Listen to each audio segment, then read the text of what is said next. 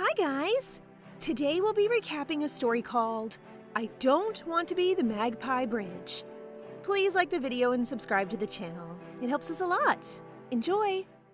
The story begins with a chase game between a lady in a coat who wants her sword back, claiming she ordered it months ago, and a little kid who has no intention of giving it to her because the store owner sold it to him. The panting lady corners the kid, but she is taken aback when the boy skillfully executes a backflip to evade her grip and proceeds to run. However, the mysterious lady has something up her sleeve. She grabs a pink ball from her bag, which she claims is inspired by her favorite comic book, and despite never having tested her product on humans, throws it at him. And as soon as it strikes him, he shrinks and gets encased inside the ball. It's literally a Pokeball! She playfully looks at him and starts to imply that she will release him if he gives up the sword, leading the angry boy to agree. She rejoices to finally get her hands on the dwarven sword they've been fighting over. She then turns to the child and is prepared to pay him, but it appears that money isn't something this kid is concerned about. Instead, he threatens her not to appear again, or else he will make sure she suffers. After the child departs, she realizes that he gave the sword away for free, which implies she has messed with a rich noble. Despite this, she smiles and seems confident that no one will catch her because the lovely ginger-haired lady she appears to be is actually a disguise. She removes her magical robe and turns back into 13-year-old Juliana West. She was really stunning as a grown-up, but right now she's a lively, fearless little darling. She then takes out her Magpie Bridge Escape checklist book and ticks off one of her achievements, obtaining the sword. When they get to Ogren Academy, Shu's 15-year-old brother Harun is scolding her for nearly missing her entrance ceremony. But Shu's best friend Hestia Flood, a beautiful girl with pink hair and soft features, doesn't care. She just thinks Shu is adorable, which her big bro agrees. Okay, I like seeing a loving bestie and a simp big bro. After ensuring that the two ladies are guided by the school guide, Harun waves goodbye and expresses his delight that they've enrolled in his school. Hestia then discovers that Shu chose the swordsmanship department, which concerns her because it's so unladylike. But our girl doesn't care what others say and is determined to do whatever she wants. Yup, as we all should. Now that they've gathered at the entrance ceremony, our brilliant Shu should be sitting proudly in the front row as an honor student, but she appears to be trying to avoid the spotlight. Then they announce the first year's representative, Hile Ord Ienis, which she recognizes as the Crown Prince's name, so she looks at the stage and trembles to realize that it is the young lad she followed, put in a Pokeball, and confiscated his sword, so she's likely screwed. Whoopsie! After the ceremony, Hestia receives all of the boys' attention, but she is uninterested and is only concerned that Shu is not looking good. For obvious reasons, she and the Crown Prince both attend the same school, and now she learns that they are both majoring in swordsmanship. On top of that, the very mention of his name disturbs her, but she chooses to ignore it and retreat to her room.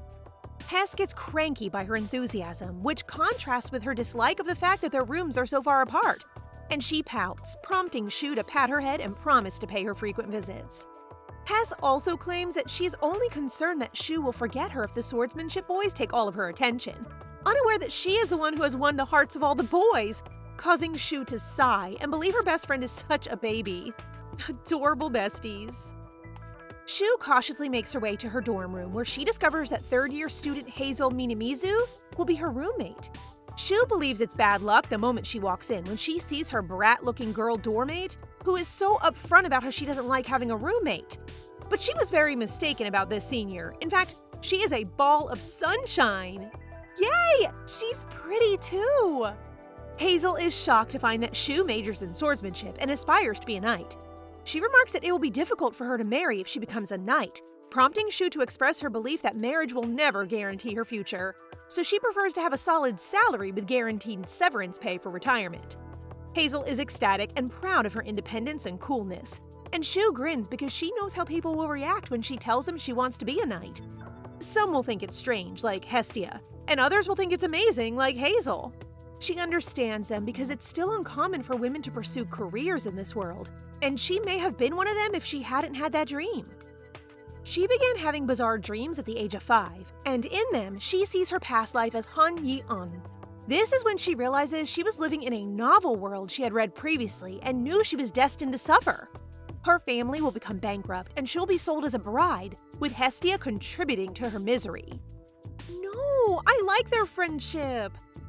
Sometimes Yi-an will hold and read the novel, so Shu takes the chance to read it as well, as she does today.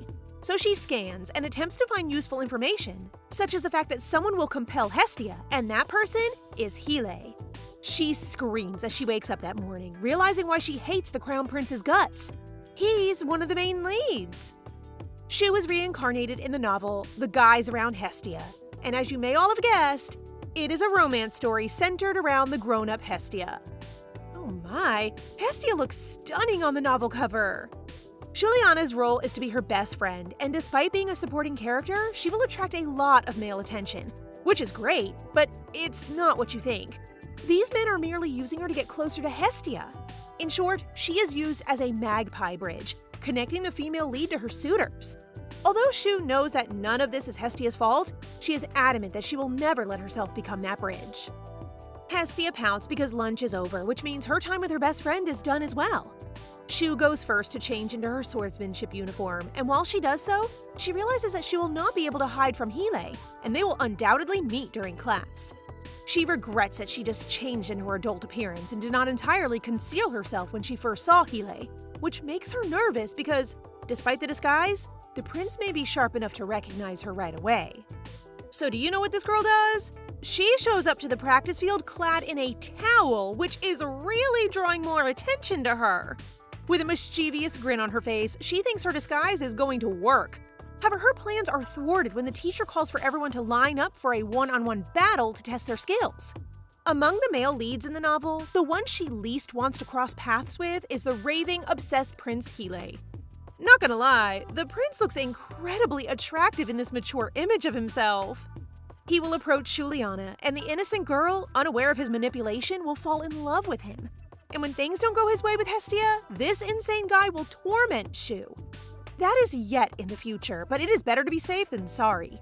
So our wee potato approaches her teacher and informs him that she is not competent enough to spar. She begs her teacher to let her train alone, but her teacher is determined that her passion for swordsmanship should not be suppressed, just because she's a girl.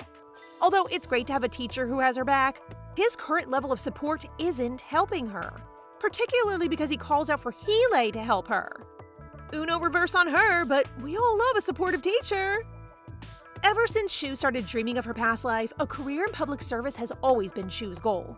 Since royal knights receive the highest pension, she began preparing for this goal at an early age by devoting herself to her education and working out every day. But all of her efforts appear to be going down the drain right now because of her innocent, supportive teacher, who may be the cause she ends up in jail for ridiculing the Crown Prince. Hile will have to guide Shu until she's ready to spar, and in exchange, the teacher promises not to tell the Emperor that he was slacking off last time, so this young prince accepts. They find a quieter spot to go to, and the second they get there, Hile urges Shu to take off her towel, but she just shakes her head in protest. This is driving the prince crazy, as he has no idea why a girl behaving so strangely wants to major in swordsmanship, until he realizes something. After staring at the quivering Shu for a while, he finally figures out that she must have joined the department because she has feelings for him. He then strikes a pose, gushing about his good looks, which actually helps Shu relax. I never knew the Crown Prince had such a cutie side. However, Hile values their department and does not want her to be part of it since he believes she has dirty motives. So he takes away her sword and walks away, causing Shu to finally snap and detest Hile for assuming things as if he knew her well. She clearly declares that she is not one of those girls who are crazy about him. Instead, she is someone who loves money. Her eyes sparkle as she explains that being a knight will provide her with riches and prestige, and she takes back her sword, leaving Hile distraught by her immoral goals. She flashes him a cheeky grin, which catches Hile off guard because he knows that expression from somewhere. So to confirm his suspicions, he takes her towel off against her will. Indeed, he does remember her as the woman who made fun of him. Shu pretends as if she knows nothing, but the furious prince is confident it's her, since he can never forget her eyes and cunning voice. As she steps back in response to Hilei's command to stop, she utters aloud her unconscious thought that the prince is overreacting. Her remark causes the prince to lose his cool and chase her down, leaving her with no option but to use her quick step magic for a boost, while explaining to her teacher that she needs to use the restroom. She can use magic in that way? Impressive! She returns to her room when she hears her transmitter ring, expecting it to be a call from home. But it is from a man named Carl, who addresses her as Miss Schneeballen. He's not supposed to call her, but he has no other choice because their client needs the camcorder repair rushed, which irritates her right now. However, her tone softens and she assures that it will be sent immediately after Carl mentions that the client is willing to pay more. Her love for money is really something. Although becoming a knight will grant her more freedom, our girl realizes that it won't be enough to support her family. So she takes on a second identity as Schneeballen, a beautiful grown-up lady with reddish hair and a mysterious engineer who fixes underworld magic devices. She wasn't born a genius, but her mastery of programming from a previous life, which matches how magic works, has served her well in her current life, making her an accomplished engineer. Her lovely roommate then appears and promptly asks how her first day was and if she had fun. Hazel mentions that she overheard several swordsmanship students calling one of their female classmates poopy pants, which makes our girl quite humiliated. Rumor has it that the girl skipped class due to constipation, and Hazel believes the girl in question is not Shu, which Shu confirms with a stutter. She is now crying inside because she believes that the Crown Prince is behind it to get revenge on her. I'm sure she will get into more trouble. Poor girlie. While Hestia's friends are chatting with her after lunch, she unexpectedly disappears and tags along with Juliana, much to their surprise. Hestia's short-haired friend finds it strange why someone like Hest keeps hanging around Shu's side when the girl is pretty weird. But the other friend believes Shu must be a good friend because when the boys who have a crush on Hestia ask about her type, she happily says she likes someone like Shu. The novel's female lead needs no man. Perhaps you're curious about where to find these cute best friends. They're actually hiding behind a bush, and cute Hestia is grumbling about how her legs are hurting. Hearing Hilei's screams and his search for her, Shu shuts Hestia's mouth in an instant, prompting our best friend to give her a frown, wondering what she did to the Crown Prince. Hest looks as if this is nothing new for her. Healy then begins hurling rocks in all directions, with one hitting Hestia's head, causing her to scream. Shu has no option but to come out now, but before she can, Hestia decides to help her and comes out of hiding. She puts on a show as though she was frightened of him, and the prince's blushing indicates that her beauty had won him over. That was fast! After he inquires as to whether she was injured, our lovely girl assures him that she's all right, and abruptly goes away, preventing Hilei from even getting a chance to ask her name. He puts on an act of a young man head over heels for Hestia, and Shu can hardly stand how cringeworthy he sounds as he describes his emotions in, fascinating, romantic, dramatic dialogues. This prince cracks me up. He's so innocent and cute. But his mini-show comes to a halt the moment Shu's transmitter gives a message that the recording is complete. She actually puts it in her pocket to repair when she can, but she has no idea it was recording until the embarrassed Crown Prince spots her. She runs to her dorm room yet again, convinced that she's about to be expelled from school. Suddenly, it dawns on her. She knows the Crown Prince's weakness and can use it to her advantage. Is he the male lead? One thing is for sure, those two adorable little ones will become frenemies. The following day, they come face to face again in swordsmanship class, and Shu smirks as she pokes fun at Hilei's one-of-a-kind dramatic confession from the day before, making the prince feel ashamed. That face of regret. Shu further humiliates Hilei by playing one of the recordings, which causes him to freak out. He then grabs the transmitter and begins to destroy it with his sword. However, he finally gives up when Shu shows that she has made multiple copies of it. He is now very frustrated that she's taking advantage of his weakness, so Shu stops making fun of him and starts negotiating seriously. Firstly, she mentions that in order to thrive in the real world, one must have connections. Since the First Order of Imperial Knights does not have any female knights, she fears that she may be rejected and instead sent to the Second Order, regardless of her competence.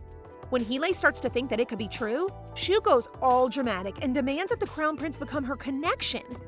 Not like a backer, but simply to ensure that he will prohibit any unfair behavior when the time comes. Hilei smirks at how confident she sounds about being assigned to the First Order, prompting Shu to flash him a proud look, declaring that she may not be powerful enough now, but she is confident that she will be by the time they graduate. Hilei likes her confidence, so he accepts, and they shake hands to seal their agreement that in exchange for becoming her connection, she will destroy all recordings. Following this, Hilei sheepishly requests another condition. this time that Shu help him in becoming closer to Hestia, a request that she instantly declines. This cutie crown prince then tries to negotiate and promises to make sure she really gets into the First Order, which our girl happily accepts. Look how the tables have flipped! Meanwhile, a blonde, charming boy with glasses looks through the month's magic magazine and reads an article about Schneeballen, aka our ginger girlie. As he frowns, since they don't publish any photos of her, his gaze is captivated by the sight of pretty bestie Hestia as she wanders down the hall. Then he notices a guy approach her and asks if Hestia has seen his love letter, to which she casually and innocently responds that she did not read it on purpose, because she has rejected him. So savage! She then smiles and declares that her ideal person is someone like Shushu, which intrigues the blondie. Shu is blissfully doodling throughout class because her mind is at ease after dealing with Hile. In the novel, Hile is meant to fall in love at first sight with Hestia after they graduate from junior class, but it has already happened and he is not responding aggressively. So Shu speculates that it is because they meet when they are still young. It reminds me of those innocent high school crush feels.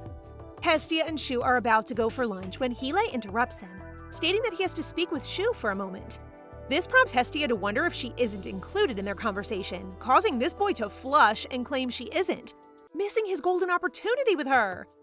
Hile is still charmed with Hestia's beauty as she walks away, and Shu, who has been watching him, thinks his crazy side hasn't fully surfaced just yet. He looks so cute though. Shu then wakes him up from swooning over Hestia and asks what he wants to talk about. Hile appears to be upset that she used magic to boost herself while debuffing him from their sparring yesterday. But he acknowledges that he has never seen magic as irregular as hers, which is why he was unable to counter her properly. His disheartened expression reminds Shu of her brother from her past life. So she cheers him up and compliments him on how, despite being already competent, he knows how to reflect on his mistakes. This does the trick, and he's back to being proud of himself in no time. Shu then suggests that Hile help her gain strength and stamina while she helps him fight unethical tactics, which he gladly accepts. The next day, Hile proudly presents her with a list of physical training, including 1,000 push-ups, 5,000 sit-ups, and other superhuman exercises, which she believes are intended to punish her. However, Hile returns that question to her because it looks at the list of training she gave him of enduring 200 magical enhanced punches, 200 beatings, and so on is all to bully him, which makes our girl smile and scratch her head. Shu enters her dorm room looking exhausted, as if she just came back from battle, which makes Hazel concerned about her. But Shu manages to claim she's alright before collapsing on the floor. The prince really shows no mercy. Thank goodness she was able to take a shower, cause good hygiene is a must.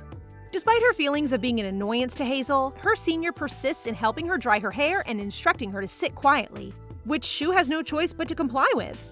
While applying ointment to her injured hands, Hazel complains about her overdoing the sparring exercise and changes her mind about the Crown Prince, claiming that he is too hard on her little Shushu. Shu simply listens to Hazel's concerns and is convinced that she is a good person because she treats her well, despite the fact that they have only recently met. That night, Shu gives the sleeping Hazel a really sweet smile, and she secretly thanks her for all the help she gives, while claiming that having Hazel as her roommate is the best thing that has happened to her since she started attending the academy. Aw, Sister Hazel is the best! Just as Shu is about to drift off to sleep, she is startled to see Hestia sneaking into her room. She appears frightened as she climbs into Shu's bed and tells her about her nightmare, in which Shu was laughing and surrounded by many, yet she ignored Hestia's calls for her. Hestia begins to cry, fearing that without Shu, she would be alone, which leads Shushu to feel guilty for being so preoccupied with her sparring practice that she hasn't paid much attention to her bestie, who is actually struggling to adjust to her new environment and dorm life. Hestia snuggles closer to Shu, wishing they would never grow up so she may continue to act like a carefree child around her. Hestia is aware that she's acting immaturely right now, yet she begs Shu to understand her, while Shu looks at her worriedly. Eventually, the two of them fall asleep while they hold hands. Never forget your besties, everyone. The next day, Shu proudly shows off her biceps and triceps to Hestia, unconcerned that the others are laughing at her as long as she can make her bestie laugh so hard. After that, Hestia sends Shu off, concerned that she'll be late for practice. But before she departs, she gives her the grape-flavored ice cream she's been craving to cheer her up. As they say their farewells, Hestia worries about what will happen if Shu really leaves her behind. You just have to run with her and grow alongside your bestie. Looking in the mirror, Shu recognizes her toned body, and though she dislikes the Crown Prince training course, she continues to see positive outcomes and believes she is really learning something from him. She's waiting on a bench for the Crown Prince when the traffic lights trio appear, talking to each other and assuming they're the only ones around, so the yellow-haired guy says he wants to try something he learned in magic class. A gas that can amplify fire magic is inside your body, and he means their fart. They giggle like middle schoolers and laugh loudly as they accomplish it, while Shu watches them with disgust. The Crown Prince then sits next to her, recording the trio's activities, and questions if she felt this disgusted when she saw him doing a romantic, cringy scene, which she confirms. But he is relieved that she destroyed the recording as promised. But her silence raises doubt in him, and he realizes that Shu hasn't deleted it yet because their contract hasn't been completed. They are fun together! That night, Heelei checks his battered body in the mirror and believes Shu is really taking pleasure in giving him a good beating. Thinking about how much he was bullied by our girl annoys him, but he can't deny that she is good at magic, making him sigh and wish she had majored in magic so he wouldn't be feeling so harassed now. He then plops on his bed and recalls that Shu gives casual compliments, making her a good training partner, and there are even times when she treats him like a little brother. For some reason, he doesn't mind it and even smiles at the very thought. I see, their dynamic seems to be more sibling-like than anything else. But his thoughts are interrupted by his roommate Corey, who is curious about what makes him smile. Then Corey asks the Crown Prince if he knows anything about a youngster named Shushu. Though he doubts it's Shuliana's nickname, Heelei chooses to tell Corey that he doesn't know. The next day, Shushu is persuading Hestia to join her Magic Circle Control Club, but she hesitates because she honestly cannot do magic. Hestia apologizes and departs, while Shu is contemplating her potential recruits, when Corey appears and asks if there's a student named Shushu in her class. Shu is examining Corey's appearance, and she finds his gaze strong and somewhat frightening, but handsome. She becomes suspicious of him and asks for his identification and the reason he's looking for Shushu, but he simply claims that he's curious about his appearance. Before leaving, he asks her to deliver a message to Shushu stating that Corey Dubois has been looking for him. Oh, he thinks our Shu is a boy! His name makes her gasp, and she identifies him as one of the male leads. He is the heir to the powerful Dubois Marquess family, and one of the main characters who loves Hestia. In the novel, even though he seems uninterested in her because he's so absorbed in learning magic, he really cares about Hestia the most. Abruptly, she calls him and confesses that she is actually Shushu, leading Corey to scratch his head because he thought she'd be a boy due to the nickname. After she introduces herself as Shuliana West, she asks what he needs from her, but it appears that he was merely curious who she is since Hestia had mentioned that Shushu is her type. Shushu pauses for a while, remembering how Hestia was so attached to her when they were younger, but she can't believe she's going around talking about it at school. She then comes to the realization that Hestia and Corey have already met early, just like with the Crown Prince. She is still thinking about the novel when Corey interrupts her to tell her that he's leaving.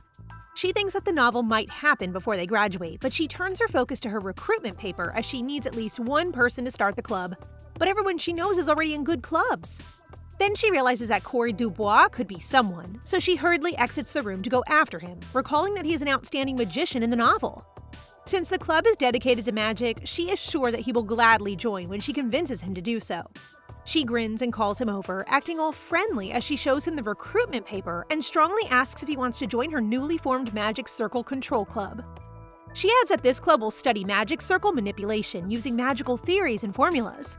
Though intriguing, Corey wants to join a large group because a small club requires more work. He constantly says the same thing when she begs, when suddenly a teacher goes by and orders Corey to stop bullying her, even though he's not. Shu asks him if he's constantly misunderstood due to his tough appearance and asks him to smile for her, but he warns her she'll regret it. Shu flinches at his evil smile, and now she understands why people misinterpret him. She gasps for air from the dread she felt and frankly asks him if he doesn't have any friends, which brings a pitiful expression to his face. I feel like he's a softie. Once Shu figures out that Corey is that awkward guy, she manages to get him to join her club. They are then given a cozy club room, and her only problem is that their club will be dissolved if they do not do well, so they must come up with some sort of project. But it appears that Corey will be of no help because all he comes with is a box full of snacks and his blanket. After that, he hits the couch for a quick nap, which is fine with Shu. But then he gets a startled realization.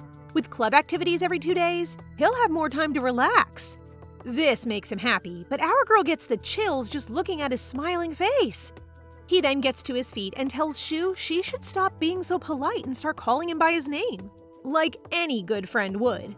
However, given their social class differences, Shu simply lacks the courage to do it, forcing Cory to put a biscuit in her mouth and shoot more treats every time she refuses. His expression is pure evil, as he swears that he's fine with doing snack attacks all day long until she calls him Cory. How do you win a friend? Feed them sweets. He really wants a friend, cutie. Following that, the two have a great time together conducting magic experiments. Their magic lessons have begun, and Shu, who is clearly uninterested in the subject, can't help but notice how lovely Hestia's voice is. She then sees Hile and Cory with their class outside the room, waiting for them to finish, which makes her even more frustrated. And all she wants is for their teachers to finish their lesson. But things take a shocking turn when Shu's teacher notices that she's only fake singing and demands that she sing the whole verse, or else she'll not dismiss the class. With no other option, our girl clears her throat and begins singing with confidence, and everyone around her is blown away by her performance. They are all suppressing their laughs. As a proud girlie who doesn't care about what others think, she starts singing her heart out, and everyone, including Cory and Hile, can't help but lose it, laughing and crying at how terrible she is. On the inside, poor Shushu is crying, but hey, at least she has Hestia, who compliments her voice. I love how the setting looks like your normal high school. She became a campus celebrity the moment she let out her golden voice. Now, whether she's in class, at recess, or even in training with Hile, no one can help but make fun of her, and she can only hope time passes quickly. She then enters her club room, confused as to why Cory is curled up under his pink strawberry blanket. She notices an already prepared snack on the table and reads the note Cory wrote for her, which she finds sweet until she realizes that all of the snacks are excellent for her throat. She furiously takes his blanket, and there's our sweet boy trying his hardest not to burst into laughter. Sorry, Shushu, but you will go down in the school history books. Cory has been looking for Shu for days, just so he could give her treats. Today, Hestia notices that Cory hasn't appeared yet, which surprises Shu because Hestia used to be afraid of him. But it appears that she isn't nowadays because he seems friendly around Shu and even gives her sweets. Right? He is such a sweet boy. Speaking of Cory, he shows up, which makes Hestia stand up, and he then gladly offers her a snack, all the while Shu watches the chemistry between them. Shu and Cory are now back in their club room, and after learning that they would be making magical tools to present to the school, Cory becomes excited and eager to help Shu with everything. He is so impressed by Shu's talent to modify magic circle formulas, and while he gushes about it, Shu can't help but change her opinion of him. Cory is a kind guy who is brilliant at magic but humble enough to learn, leading her to conclude that he is a far better fit for Hestia than Hile. So she straight up asks him whether he likes Hestia, prompting Cory to reveal that the reason he can't keep his gaze away from her at first is that her appearance matches his taste. And by taste, he means that Hestia resembles a cute candy. His answer is so vague that Shu makes a troubled face, which Cory catches and causes him to casually clarify that he does not go looking for her to visit Hestia while smiling and drinking his tea. My guy got some riz! His explanation surprises Shu, so to avoid being awkward, she jokingly responds that she knows he looks for her since he has no friends, making Cory angrily blush, which no longer makes her shudder in fear. Instead, she finds Cory cute. They are so cute. I'm betting on these two. Shu is experiencing another dream in which she sees her past life as a loving sister to her two younger siblings and bickers with her other little brother, Han Se-yu. It was just a usual happy day until she received a call in the middle of the night informing her that their parents had been involved in an accident, causing her to wake up crying. That morning, Hestia looks concerned at Shushu because she barely ate her lunch, to which Shushu just responds that it was due to a lack of sleep. Her dreams lately have been very clear. It's lovely when she has dreams when she's just watching her past self read the novel. But she dislikes it when she has dreams about her awful memories because they feel so real that it makes her heart ache anew. During club time, Cory shows Shu what he has learned from the theories she taught him on how to modify formulas on the magic circle, impressing our girl. He combined the magic circles and it worked, prompting Shu to commend him on his quick learning ability. He returns the compliment and expresses his gratitude for her lessons, which makes him question why she chose swordsmanship since she is so good at magic. And you already know the answer. Imperial Knights earn more than Imperial Magicians. His questioning does not end there. He wants to know why she goes to such lengths for money since her family isn't exactly poor, which baffles Shu because no one has ever questioned her this deeply before. That's when you can tell he really cares. If she's honest, it's because she doesn't want her past life to repeat itself. She used to live a life of comfort, but after her parents passed away in a car accident, only misfortune followed her. Aside from inheriting the family's riches, she also took on her father's business debt, forcing her and her 3 siblings to live in a room in the basement. Oh, that explains why she sounds so desperate for money. She understands how difficult it is to struggle for money, so even if she's unaware that her parents will soon become bankrupt, she will still do whatever she can to safeguard her future because misfortunes happen unexpectedly. After remembering her siblings and realizing how much she misses them, Shu begins to sob, which Cory notices and apologizes for his careless questioning. He is so worried that he decides to use magic to compel her to sleep, wrapping her in his strawberry blanket and placing her in his sleeping spot. Surprisingly, Shu lets her guard down when Cory gently pats her head and softly urges her to sleep till she feels better. Sweeter than his candies. She appreciates his caring nature and loves the pleasant aroma of his blanket. He is certainly the main lead, right? Today, Shu develops an earring that helps in mana control to give Cory as a token of appreciation for his cooperation with their club activities, and for being so kind to her. She smiles as she thinks about it, hoping Cory will like her small gift. Aw, go date already! While things are becoming fluffy with Cory, the charming crown prince is grinning evilly because he has planned a new tough training course for Shu as payback for Shu's impulsive attacks on him when she is down. Cory puts her at ease, but Heelay serves as her stress reliever. Cory enters the club room and is shocked to see that their project is almost finished. But upon closer inspection, the small mountain model resembles the mountain near the academy, the Ogron Mountain, which Shu confirms. This reminds him of the swordsmanship major's final exam on that mountain, which surprised Shu that Cory knew it, but then learns that magic majors will also participate on the test. The model appears to be relevant to their exam, but Shu intends to explain everything to him after the test, which Cory accepts. Shu likes how Cory never presses for answers, and even now when he does, everything is floating just because she once told him not to mess with their sofa. He is so considerate. She then hands him her gift and Cory examines the earring, but when he notices something on it, he crashes to the floor and asks Shu where she bought it. Shu honestly claims that she made it for him, causing the guy to scream and want to confirm that the symbol etched on it is her own. The dollar sign makes perfect sense considering her love for money. Cory then slyly asks her if she is schneeballin' and shows her the article and enthusiastically flails his hands, raving about how amazing her items are. She's already been busted, so she has no choice but to admit that she's schneeballin' and urges him to keep it a secret. Cory nervously shakes her hand before abruptly storming out of the room, shrieking with joy. A true fan indeed. He goes back to thank Shu after he's calmed down, but the earring is bleeding heavily now, so it seems like he pierced it by force. I can't with him. He is so cute. Hestia tells Shu the following day that Cory is popular on campus because of his handsome appearance, illustrious family lineage, and exceptional talents. But when the semester began, the Crown Prince's arrival caused a split in popularity. It amazes Shu that Cory, an introvert, is liked by many. They are now on the Ogron Mountain for the practical test, and Shu is giving Cory a piercing stare, branding him a traitor in her mind because she hadn't considered that he wasn't a loner like her. Still, after giving him some decent scrutiny, she sees how sparkling he is and confirms that he is indeed a male lead. Eventually, Cory asks Shu why she can't stop staring, so Shu nonchalantly replies that she recently noticed how handsome he is, prompting Cory to flush so hard that he turns away and begs her not to say such things while he's already doing his hardest to remain composed around her, his idol. Shu regains her confidence when she realizes that this male lead is a fan of hers, and she begins to tease him until Heelay appears between them. The professor then announces that their exam will be marked based on the number of slime nuclei collected. While the lecturer continues to go over the guidelines, Heelay questions Cory about the absence of magic major students, and learns that this is an elective test for them, with those who do not specialize in offensive magic opting out. While this answers Heelay's curiosity over Swan Hayden's absence, Cory points out that the boy didn't enroll and is currently studying abroad. While listening to them, Shu recognizes Swan Hayden's name and remembers that he's that grouchy white-haired boy she knows. She's surprised that the boys also know him.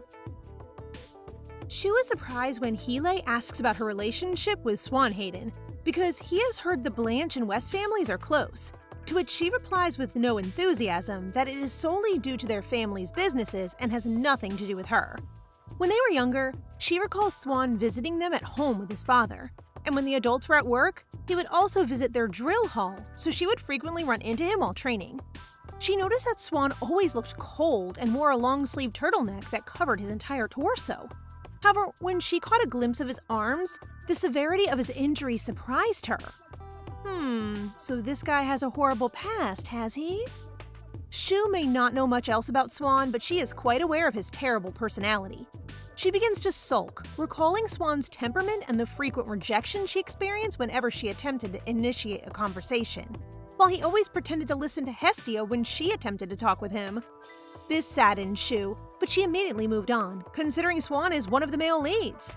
She feels it's best that they're not close, since none of the male leads are normal anyway, but she quickly dismisses the idea and believes that there's a chance Swan is a normal guy just like Heelei and Cory are now. Heelei then spots Shu staring and confronts her about growing feelings for him, leading her to make a disgusted frown and realize that their crazy colors may not fully emerge just yet because they're still young. The prince is so cocky! The first stage of the exam begins and everyone is running around, except Shu, who believes that one should work smart. Plus, she has reliable members with her, so she is confident that they will complete the test with no sweat. Then she secretly celebrates her guaranteed scholarship and the club's funds. So her plan begins immediately. First, she directs Cory to light the slimes on fire, once she has gathered them in one location. Next, she instructs Heelei to look for the slime boss and capture it alive, which confuses him, yet he still follows her instructions. So Heelei sets out to find the boss, while Shu assures him that they will capture his fair share of slime. She then begins to make a magic circle on the ground and use illusion magic, causing the slime to show up in large quantities, freaking Cory out. She reveals that the illusion magic circle she made makes the slime smell a scent they like, making this fan of hers blush in awe. Cory then steps up as he sees the slimes piling up and starts cooking them with his blue flames, which amazes her with its power. Cory gives her a brief glance and immediately places her in a water barrier, claiming that the place is too hot, making her blush and admire his attentiveness. This guy is greener than the entire Ogren forest. When they're finished, they divide the slime nuclei among the three of them and believe that they'll definitely get good grades for this. And because they still have time, she shows Cory her Pokeball, explaining that it is a monster-catching ball and demonstrating how to use it. She really said, "Slime, I choose you!" Cory is amazed as he sees the slime inside the ball and asks if she may give him one because it bears her Schneeball and $sign. Following that, the two proceed to where Heelei is. Heelei abruptly stops Cory and Shu from approaching him and gestures towards the Pokeball Shu is holding. The Crown Prince was traumatized! This, however, just serves to heighten Shu's itch to hurl the Pokeball. She does so while smiling evilly, making Heelei wince and close his eyes in anticipation. He then becomes embarrassed when Shu actually shoots it at the slime boss he beat, which sparks their never-ending arguing, with Cory throwing fuel to the fire by stating that they are close. In spite of their quick denial, Cory can tell they're close by their smug and bickering expressions. Ooh, someone is jealous. Shu obtained the scholarship she had hoped for after the final exams, and she is now filled with joy and pride. Brains and humor. Yeah, totally deserved it, girlie. They get to go home for the holidays after final exams, and Hestia is overjoyed to have more time to spend with Shu during their break. Hestia asks Shu to help her pack, but Shu hesitates for a while because she wants Hestia to stop being so dependent on her. However, Shu realizes that she only has herself to blame because she spoiled Hestia too much since she reminds her of her siblings from her previous life. Shu then grabs Hestia and firmly tells her that she should start packing her own things and being independent because they will soon be pursuing different life paths, so she should learn to look after herself. Shu then waves goodbye and heads to the club room, leaving Hestia alone there, looking dejected. Hes is beginning to scare me a little. Shu and Cory are now observing the slimes they collected and putting them into the mountain model they created. Their goal is to study monster behavior in real time, and she is overjoyed that they have finally completed their project report.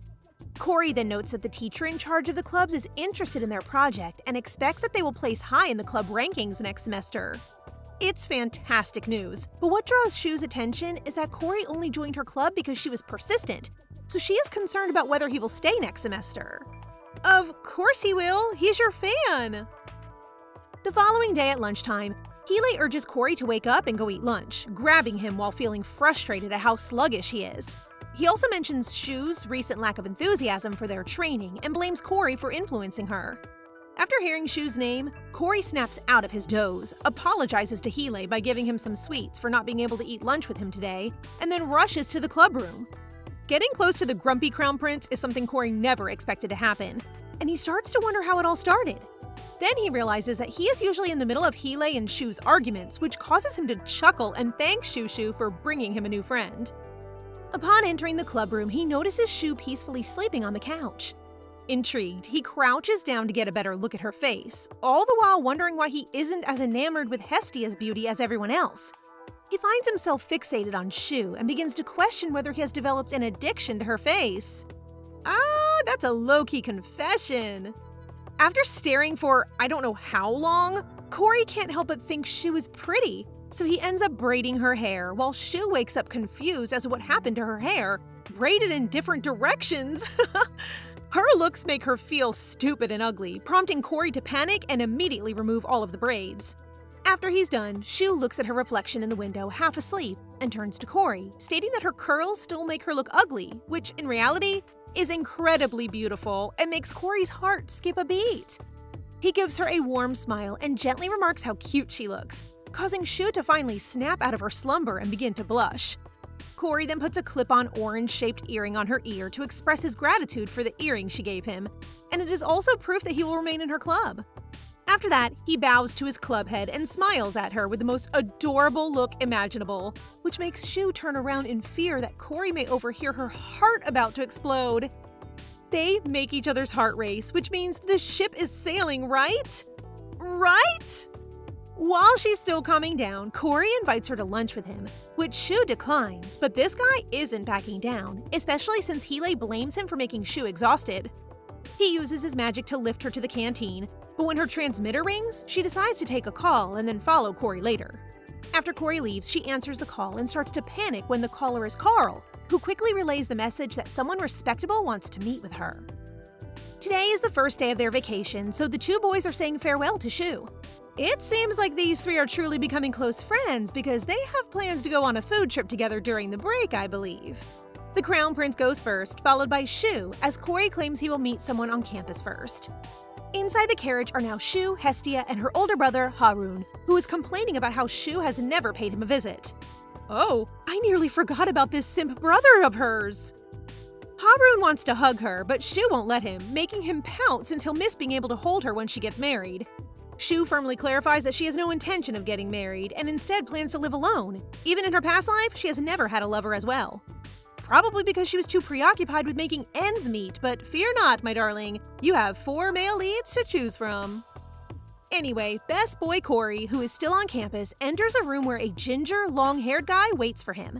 He is Evanis Lunasha, a third-year student and the son of the Lunasha Merchant Group's leader.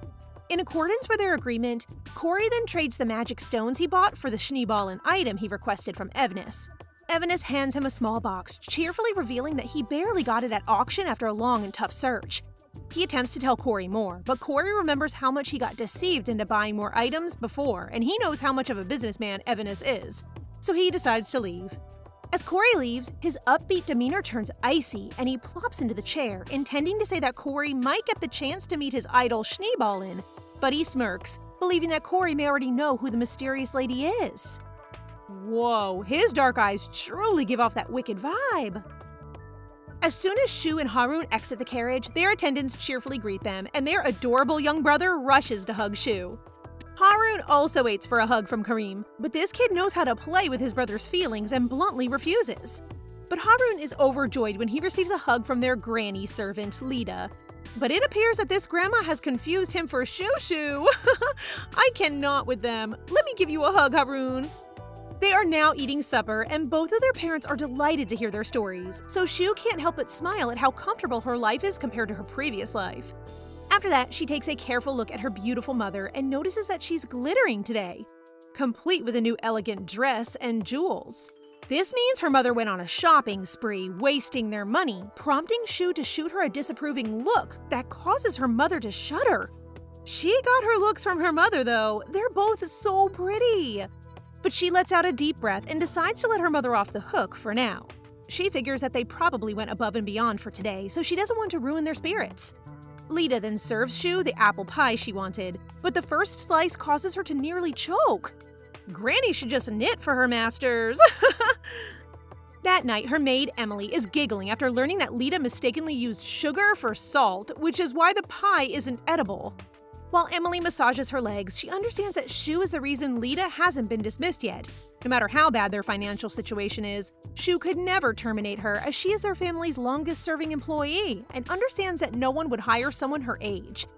Shu then asks Emily if her mother has been spending too much money lately, which causes Emily to feel uneasy and say she has no authority to tell her.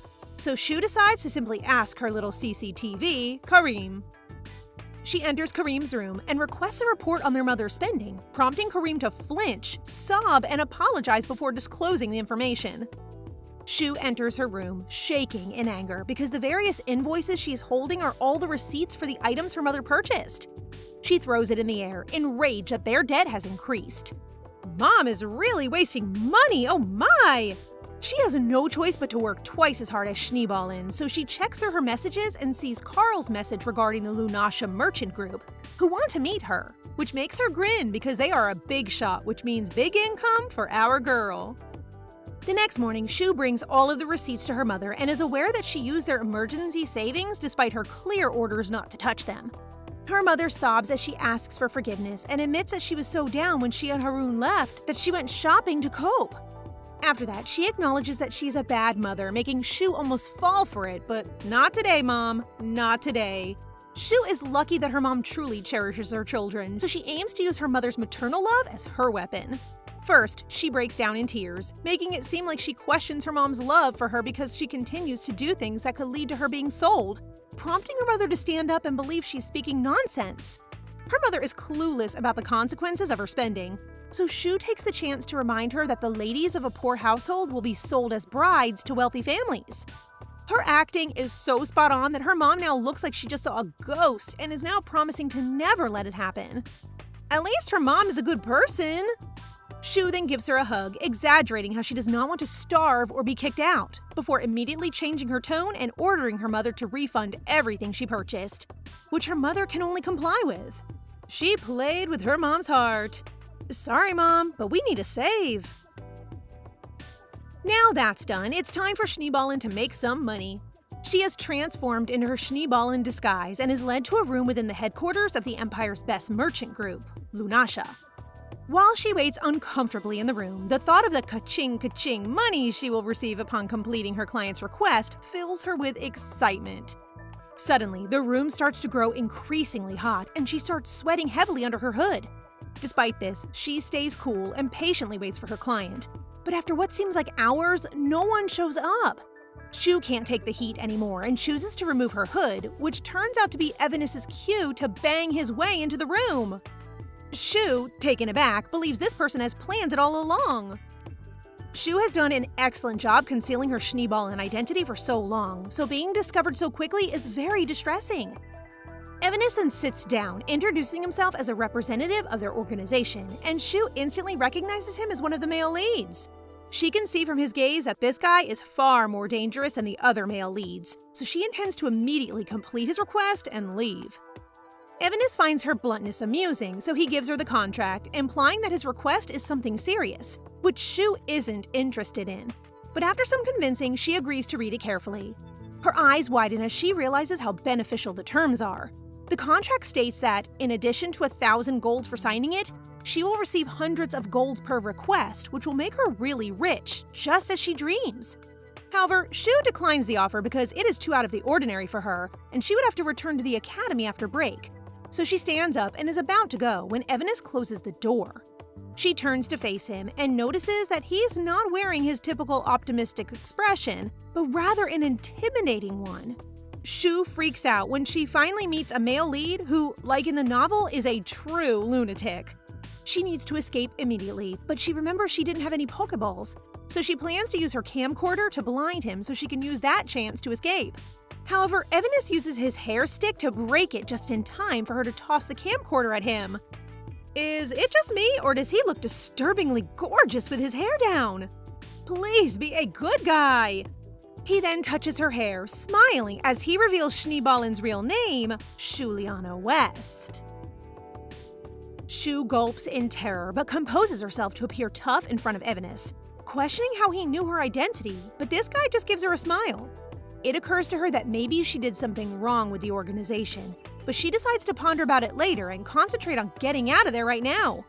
She hits him and goes to the door, but it seems like it won't open until it's Evanis.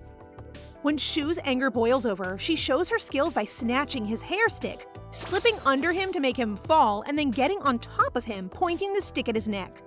This man, though, shows no fear and really seems to be enjoying being in their position. Shu quickly assesses her situation. She is confident that Evanis' men will pursue her even if she escapes now, and this senior of hers may broadcast her Schneeballen identity at school, so she cannot help but admit defeat. She then stands up, extends her hand to him, and is now prepared to listen. Shu is surprised that this guy is interested in Hestia, but he becomes fascinated about her, so he runs a background check and discovers that she is Schneeballen.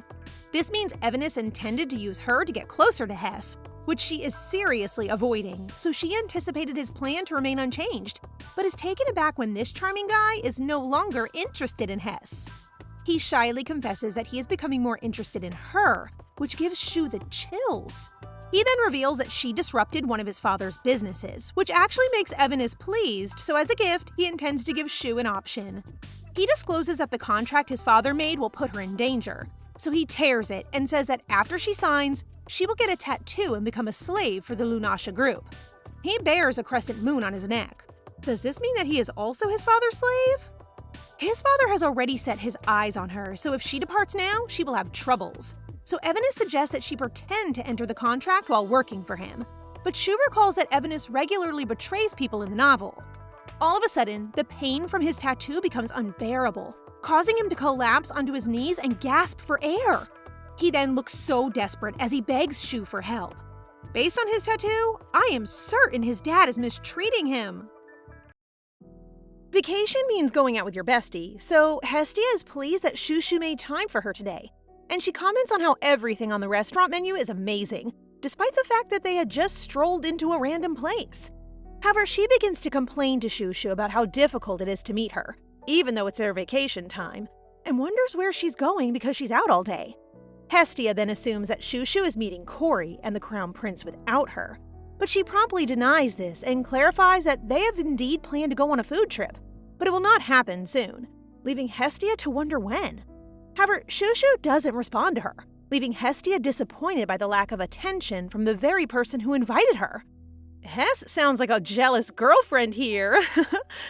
Shu quickly apologizes, but in reality, she's busy fulfilling Eve's request while closely monitoring her target. Shu actually ended up having a secret agreement with Eve after visiting the merchant group's headquarters. She has accepted that she's already offended Eve's father and the leader of the Lunasha merchant group, so even if she rejects Eve's offer, she is convinced that the leader will ensure that she no longer finds work, or worse, will be assassinated, leaving her with no other option. Furthermore, she cannot ignore Eve's desperation when he pleads with her to save him. The tattoo will pump poison into your body if you reveal the group's secret, so he warns her not to sign anything with Lunasha if she does not want that to happen to her. The situation clarifies that Evanis and the head do not share a traditional father-son relationship. After her mini-date with her bestie, Shu is now on a rooftop with Eve, using her telescope and commenting on how strange it is that their target isn't leaving their office. Eve tells her to keep a watch on the guy because, based on her investigation, he appears to be the most promising. Shu then employs detection magic during her break, stating that she hasn't eaten properly since she had been so preoccupied with tracking their target around. As she eats, she offers Eve a sandwich, but he declines and just compliments her on her exceptional performance in all the tasks he assigns her. She simply states that she's paid to do it, but as she sits beside him, she can't help but notice Eve's real face is expressionless. The more they meet, the less he smiles, and she starts to wonder what kind of life he's been leading and how terrible it is that he's so hell-bent on getting revenge on his father. That said, just a friendly reminder to be kind and check in on those in your life who are always cheerful. They may be carrying a heavy load. Shushu then inquires about Eve's revenge plan, and he sighs as he reveals that he has established a temporary company that sells fake projects. He aims to trick his father into investing all of his money in his fake company, and once he does, he will tie the project to his other criminal actions, which are likely to result in his father's imprisonment. Eve plans to seize everything while his father is in prison, ensuring he has no allies or supporters upon his father's release. Tightening his fist, he promises that his vengeance will begin there. The detecting magic glows, suggesting that their target is in motion. As they watch the target leave the building and make his way to the left slum alley, Shushu gathers all her belongings and is ready to pursue him. But just as she's about to, Eve quickly carries her and steps onto the edge of the building, making her so surprised. He points out that taking the stairs will take them too long, so he instructs her to firmly hold on and leap off the building.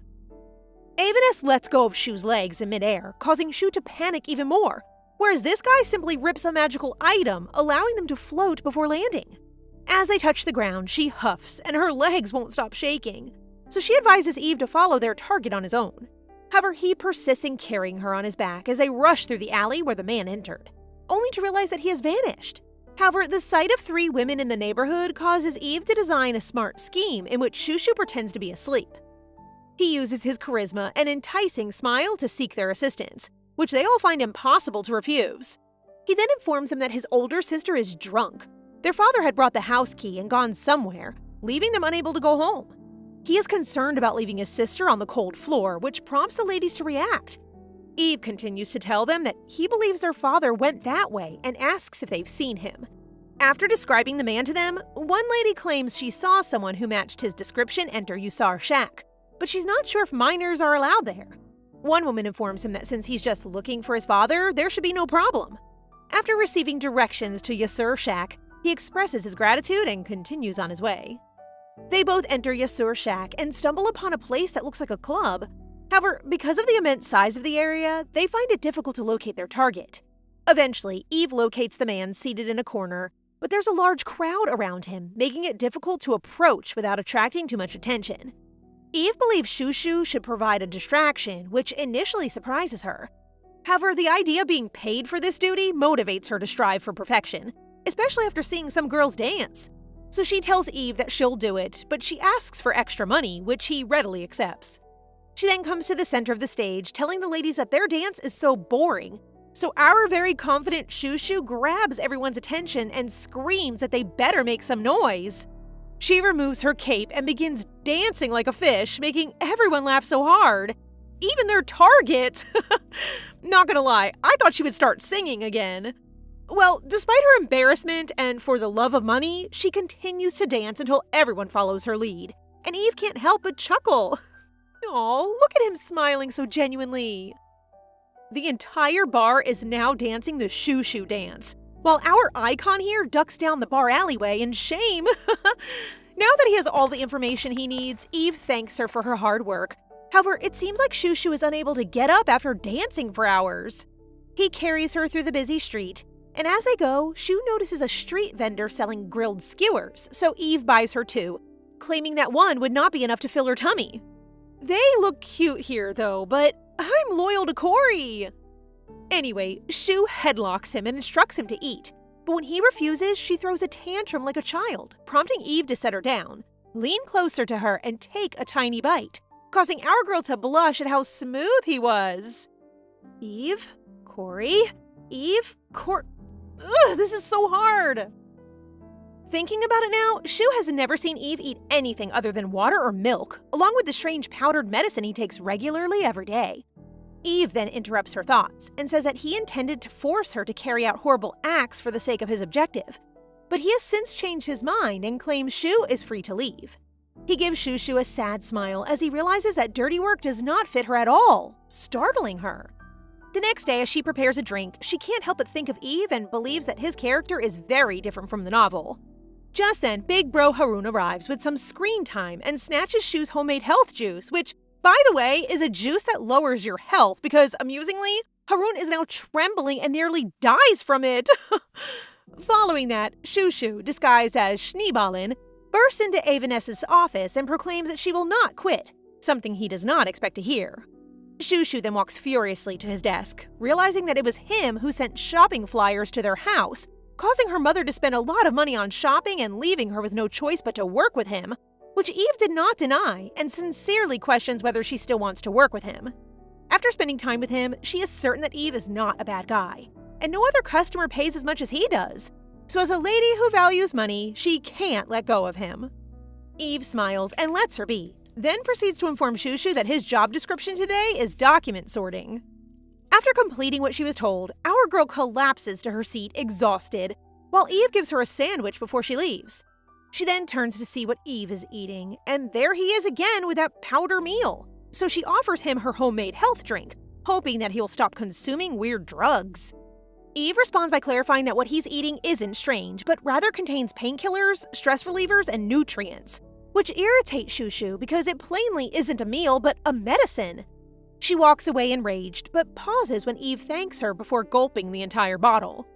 Thankfully, she followed Emily's instructions because all she gets from Avenus is a complaint about how bitter it is and that he did not faint like her brother. After that, they hear a knock from Eve's father's men, which causes Eve to become cold again. However, when the men enter and relay the message that his father needs to see him to discuss work, he returns to his sunshine, cheery demeanor, which amazes Shushu each time. As he passes by her, he instructs her to lock the door and not leave the room until he returns. It's been hours, and the sun's nearly set, but Eve hasn't returned, leaving Shushu so bored that she ends up reading a book on his shelf. But she's taken aback when Eve unexpectedly hugs her, pleading with her to remain still for a while. She complies, but eventually he breaks the embrace and puts on his cheerful face again. He returns to his work and orders Shushu to go, but she can't help but notice his trembling and injured hands, which she assumes he got from his father. Before entering Eve's office today, Shushu takes a deep breath because every time she opens the door, the cheerful Eve greets her with an embrace. This has been going on ever since he went to his father, and since Shushu is aware that he clings to her whenever he's anxious, she chooses to let it slide and push him to go to work. She's so patient with him. He smiles and follows, but this guy can't help but play with Shushu's hair simply because it feels like dog fur, prompting her to start tossing him back and forth. After that, Eve becomes serious and proclaims that they will do an undercover investigation, the last of their work, since, if successful, he will be able to put a stop to his father's wicked doings. I don't know, but every day he gets more likable. Shushu arrives home as Eve instructs and requests that she disguise herself completely as a 10-year-old child. Because it will require a lot of magical power, Eve gives her a magic stone that reminds Shushu of the earring my best boy Corey gave her, which also holds mana. OMG, Corey is in her thoughts! Could this be a sign? Anyway, it's time to transform, so she concentrates on the magic stone and imagines a different look in her head to activate the transformation magic. However, this is her first full transformation, so she's quite anxious. As she opens her eyes, she finds that she has black hair and black eyes, exactly like her past self. Han Ye-an! She is so pretty in every lifetime! She looks in the mirror with a sad expression on her face, but she instantly stops herself from becoming emotional because what matters now is the present, so off she goes. She's now in the city, and she remembers something very important. Today is the day she promised Hile and Corey to go on a food trip. She finds that they are waiting for her at the park, so she approaches them while disguised and introduces herself as Yan, who works under Shushu. She proceeds by telling them that something important has come up, and Shushu has ordered her to tell them that she can't join them. As Hile accepts, he looks at her as if to ask if Shushu is overworking her, while Corey grabs Hile and simply thanks the kid for informing them. Corey then pats her head and smiles at her, warning her not to do anything dangerous before waving goodbye, which makes our Red Riding Hood patootie Ye-an, aka Shushu, smile, who isn't surprised that Corey recognizes her given what a magical genius he is. The fact that he recognized her only increases my desire to cheer for him and our girl. After that, Shushu hurries to the alley where she and Eve are supposed to meet. But before she gets there, a man appears out of nowhere and grabs her. The man in the hood asks if she is a Lunasha Guild informant, which Shushu finds weird because even if Eve's plan is leaked, no one should be able to recognize her because this is her first appearance as her past self. So she takes a different approach and begins crying, causing the guy to let go of her while questioning whether she is truly not the Shushu with fluffy dog hair who pushes him to drink a health drink. He takes off his hood, and despite being in a disguise, This guy is obviously Eve based on how he portrays her, which irritates Shushu even more because he tried to frighten her. They are currently in a forest and have ambushed a carriage belonging to the Lunasha Guild. But no matter how hard Eve looks, the document he's looking for isn't inside. As far as Shushu is aware, it is a document with proof of the guild's investment, but it appears to be far worse. It has the record of Lunasha investing in a guild that conducts a slave market. Shushu finds it hard to believe that a large guild like Lunasha would engage in such an act, given that it is the most prohibited crime in the Empire and carries severe punishment. Actually, darling, it appears that your tactician friend, who is now smiling so innocently, is the one who persuaded his own father to invest in it, and it is he who created the fake guild that operates with the slave market, making sure to present his father with enormous benefits, and boom, his father fell for it. This immediately causes Shu to mentally note that she should never be Eve's enemy. After that, she discovers that Eve's father notices that the investment was a trap, and despite not knowing that his own son is behind it, he takes his fury out on him, which explains why Eve has been anxious and injured for the past few days. One thing is certain, his father must have taken the document himself to the villa, so the two resolve to make their way there. But first, Eve pushes the unconscious men out of the carriage one by one. The guys will eventually die after being tortured by his father, so Eve intends to let them go gently. And when he turns to gaze at Shu with empty eyes, he requests that she just enter the carriage, which she has no choice but to do. Shu realizes how horrible the underground world is, and how Eve lives in an entirely different world, so she can only cover her ears while he does his thing outside. Eve's father is clearly evil and must be dealt with quickly, because how could he put his own son through this? They've arrived at the villa, and Shu finds it odd that the guards let two kids in so easily, but Eve ignores her and continues straight to the basement office. When they get to the creepy stairs leading down, Eve gives Shu one final chance to leave, warning her that what she will see will be horrifying. She can tell this guy is concerned about her, but she merely slaps him on the back, telling him that she's a professional, and they continue heading deeper. Shu's eyes widen, and she begins to tremble as she discovers that the place is filled with cages containing children who suffered both mental and physical abuse.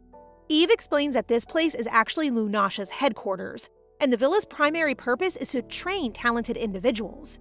They will undergo a rigorous test, and those who successfully pass will become members.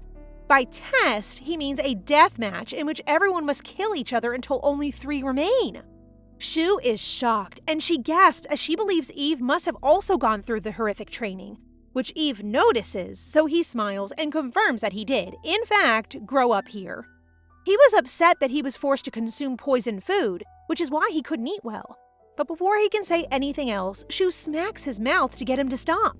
She wonders why he behaves like it wasn't a big deal, leading him to explain that he doesn't want her to be terrified of him because he needed to kill a lot to become a winner of this crappy guild. The thought of it makes Shu clench her teeth, but she tells Eve it's not his fault because he was forced into it by his own father. Then, in a fit of rage, she yells at Eve to never forgive his father and that she's willing to help him get revenge. Her comments strike a chord with Eve, making him smile, but also making him sad that he has to put her in such a difficult situation. Shu requests his glasses, and because he feels guilty about making her see anything horrible, she puts a spell on them to make bad things cute. After that, they head to his father's dungeon office, where Eve plans to distract him while Shu searches for the document using her magic. Upon their arrival, Eve's father, who, despite his good looks, I find unattractive, smiles and greets them, inquiring whether they are the new recruits. Eve starts acting like a delighted little boy, and Shu takes the chance to look around. She eventually finds the document in a cabinet using her magic. However, she is taken aback when things for Eve turn ugly, as he is being stomped and kicked, but she obeys Eve's order to keep going. Just as she's about to open the cabinet, she freezes in fear as she feels Eve's dad close behind. She quickly turns around and finds a gigantic teddy bear thanks to her amazing glasses, and even though this man is already aiming a knife at her, all she sees is a glittering cardcaptor wand. But the head of the guild decides Eve needs his attention first, so he swings his wand, no, his knife at him, leading our girl to give him a powerful kick. Sure, you can't be mad at the dad when he looks this cute, but yeah, beat him! That kick knocks out the father, but she freaks out because this was never in their plan. So she rushes to apologize to Eve for making things worse. However, her shock intensifies as she witnesses the towering bear standing up, coughing pink blood, and demanding answers about her sender and purpose. They really made this rated 13. The bear then suddenly rushes towards her, wielding his wand, prompting Shushu to swiftly take out her dagger to defend herself, catching the bear off guard with her impressive swordsmanship. However, the bear grows more and more frustrated and forcefully pushes her aside, resulting in Shushu losing her balance and crashing into the wall of books. Eve desperately pleads with his father to stop his actions after witnessing her fall, but his father coldly tells him to be silent and wait, assuring him that he will tear Shushu apart. Despite Eve's pain, he prepares to attack his father, but Shushu stops him, and with a trembling voice, she assures him that she can handle the situation, fearing that the tattoo's restrictions may cause Eve great harm. She continues to defend herself against the bear, but as it hits, she feels magic rather than human power, so she uses her search magic and discovers that Eve's father has equipped himself with a variety of attack and defense magic tools. Yup, just your normal rich people things. She then considers strengthening her mana and takes the magic item she used for the transformation magic earlier, which still has a small amount of mana. Biting it causes her to glow instantly, which makes her charge the bear fiercely, knowing that she must end it soon before the magic fades. Eve feels helpless as he watches them fight, which brings up a traumatic memory of his own childhood. He then hears the voices of his dead kids pleading with him for help as they fight for survival. However, one boy smiled at Eve, calling him his friend and urging him to just kill him because he was already weak, making Eve shudder just thinking about it. Oh, so this green-haired boy disguise he's using is that friend? Gosh, his past is too dark. Meanwhile, Shushu is greatly concerned since her mana is dwindling, making her unable to battle effectively. The bear takes advantage of the circumstances and tightly restrains her, making it impossible for her to escape. Eve unexpectedly surprises the bear by roaring from behind and hitting him, revealing his actual self and leaving his father absolutely stunned that he lets go of Shushu. Uh-oh, Shu's glasses slip off. Rated 13 no more! His father is enraged because he can't believe his son has betrayed him, while Eve, with tears streaming down his cheeks, declares that he should be grateful to Shushu because, if not for her, he plans to cause his father as much pain as he did. But given their situation, he decides to end it now. Eve then begins mercilessly slashing his father, killing him on the spot, which makes Shu tremble in fear. So he quickly retrieves her magic eyeglasses and urges her to retrieve the document so they can make a swift exit. As he continues speaking, he unexpectedly collapses under her shoulders, causing her to panic. She frantically checks his tattoo, which reveals that the poison is rapidly spreading throughout his body, and knowing that there's no antidote intensifies her fear as she pleads for him to wake up. However, her surprise grows when a pretty white-haired boy suddenly bursts into the room, referring to Eve as an idiot. Swanhaden it is, without a doubt. The stranger informs Eve that he has been patiently waiting at their meeting spot, yet Eve did not show up. This compels him to make his way there, forcefully slapping Eve's face and urging him to wake up, leaving Shushu perplexed by his behavior. He goes as far as to threaten to leave Eve if he doesn't wake up. Shushu then assesses the stranger's closeness to Eve and decides to maintain her composure. Yet the stranger's appearance triggers a sense of recognition within her. As Eve hears his voice, he grimly informs him that he no longer possesses any antidotes, leading the stranger to coldly advise him to just rest in peace. Well, Eve has no time for a joke right now, so he asks the guy to quickly heal him if he is Swanhaden, causing Shushu to briefly pause as a memory resurfaces in her mind. This answers why the guy looks so familiar to her, and memories of running into Duke Blanche's son a few times with Hestia when they were younger come rushing back.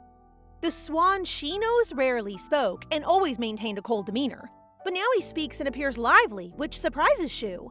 She then silently observes as he quickly heals Eve, amazed at how angelic his face remains and how his power instantly removes Eve's poison. This makes her recall that Swanhaden belongs to the Blanche house, which is renowned for producing white magicians. His healing abilities and angelic face create a remarkable combination that she finds truly impressive. Eve sits up right away, and Swanhaden quickly gets to his feet, while making sure that Eve will send him the item he promised, which Eve confirms. Swanhaden then looks over to Eve's father and expresses relief that everything is finally finished now that the leader is no longer alive, indicating his awareness of Eve's situation. Before leaving, Swanhaden informs Eve that he intends to enroll in the academy as soon as possible since the title succession process at the House of Blanche is coming to a close, sooner than expected. He then uses his angelic, gorgeous face to beam at Eve, while threatening him not to acknowledge their friendship while at the academy, and turns to leave, but pauses, staring in Shushu's direction, catching her attention. She returns the gaze, confused by the guy's obvious surprise at seeing her. However, this gets cut off when the sound of approaching men catches their attention, causing them to quickly make their exit with the document. Meanwhile, Swan Hayden is leaving the area, yet he remains curious about Shushu's presence. There's no way he knows her, right? She's in disguise. Anyhow, I'm glad he's not the typical emotionless male lead. The following day, news of the Lunasha Guild leader's death quickly spread, sparking controversy about the royal family's decision to launch an investigation into the guild's illegal activities in the underground world.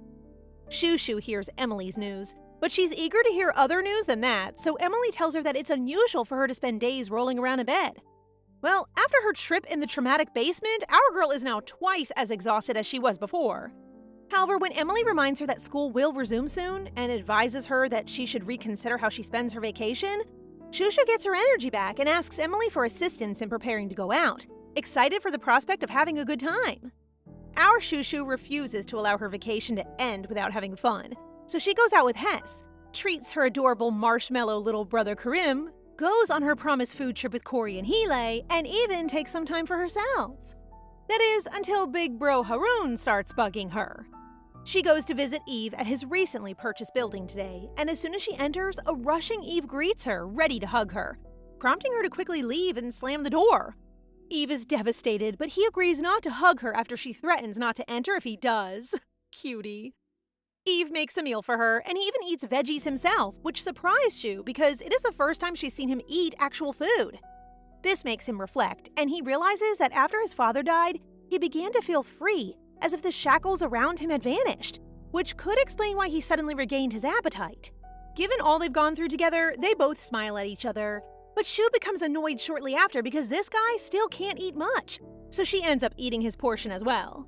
Eve then asks whether he can hug Shu out of the blue, which shocks her to the point that she spits out her juice and states that even though she promised to spend time with him, what he's asking is too much.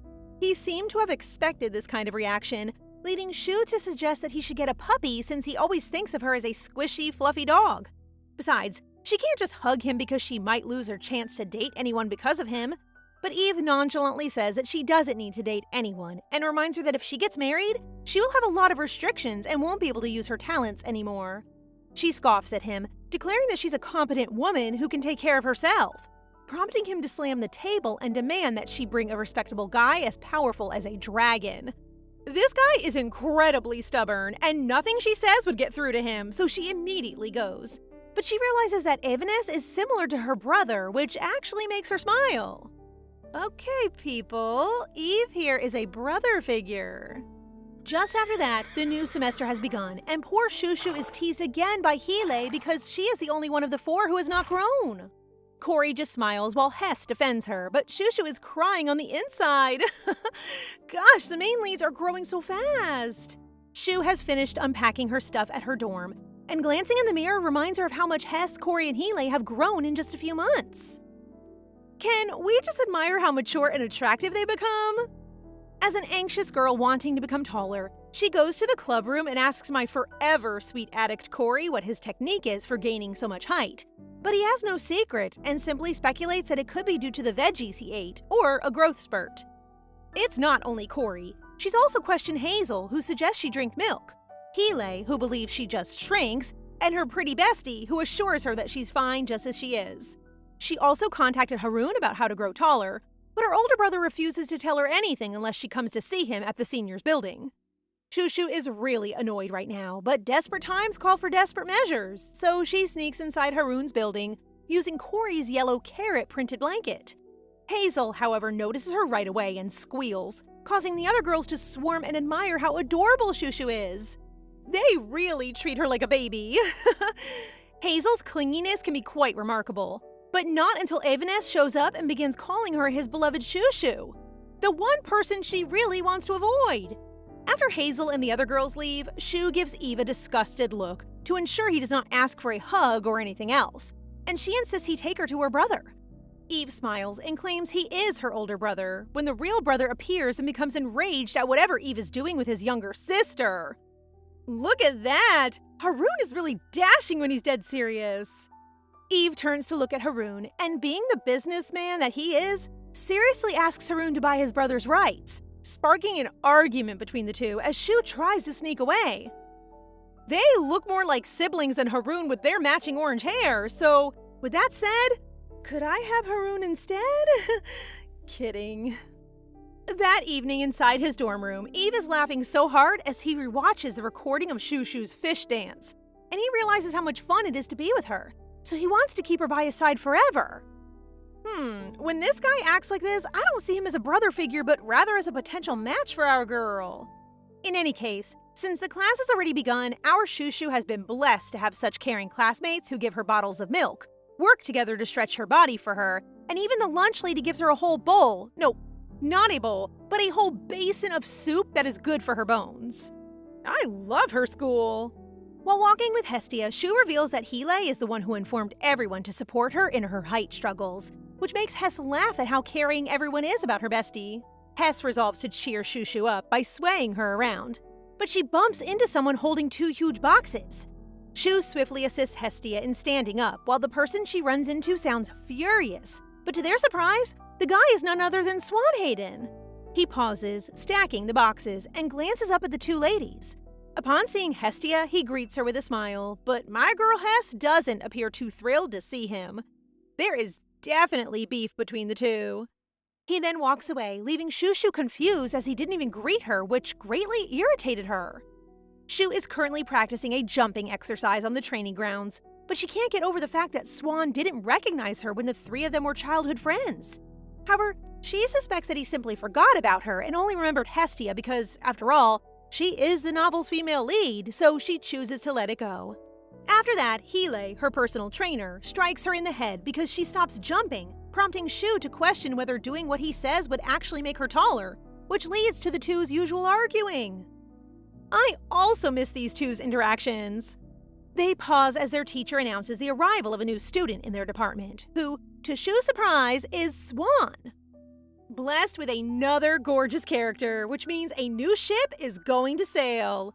Let's go! Swan's entrance creates a buzz among the students as they are aware that Swan is a Blanche, a family renowned for producing white magicians and healers, and they are astonished that someone of his caliber would join the swordsmanship department.